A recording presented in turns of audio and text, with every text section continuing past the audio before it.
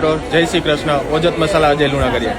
આજે આપણે ઓજત મસાલા વિશે બરોડાથી આવી ગયા છે કરિશ્માબેન પટેલ. તો આપણે એને પૂછીએ કે ઓજત મસાલા એને કેવા લાગ્યા. કરિશ્માબેન, તમને ઓજત મસાલાનો તમે ટેસ્ટ કર્યો તો તમને કેવો લાગ્યો? ઓજત મસાલાનો ટેસ્ટ મને ઘણો સારો લાગ્યો. એની પહેલાં હું બીજા બ્રાન્ડના મસાલા યુઝ કર્યા, પણ તમારી હિંગનો જે સુગંધ છે એનાથી જે મારું માથું દુખતું હતું મને એટલું રિલેક્સ ફીલ લાગ્યું, એટલું એની સ્મેલ, એનો ટેસ્ટ બી એટલો જ સારો હતો. એની સ્મેલ આટલી સારી છે અને મસાલા બી તમારા એના કલર બી સરસ છે. અને આપણે ગોંડલિયું જે પેસેન્ટ દંડીકટ મળતું છે એ તમને કેવો ટેસ્ટ લાગ્યો? એનું બી સારું છે, એકદમ નેચરલ ઓર્ગેનિક.